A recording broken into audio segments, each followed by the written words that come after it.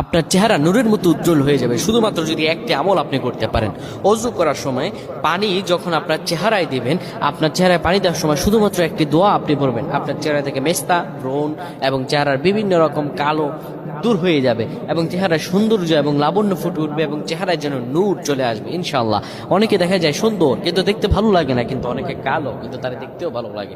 এটি হচ্ছে আল্লাহ তাআলার পক্ষ থেকে একটি রহম। চেহারা সৌন্দর্য বৃদ্ধি পাওয়া আল্লাহ তাআলা দোয়া কবুল করার মাধ্যম, চেহারা সৌন্দর্য বৃদ্ধি পাওয়া গুনাহ মাফ হয়েছে এটার মাধ্যম।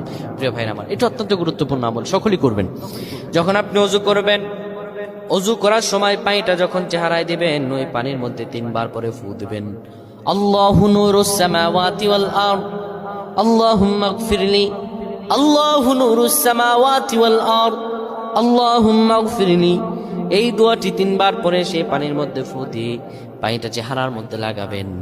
আমার আল্লাহ আপনার চেহারা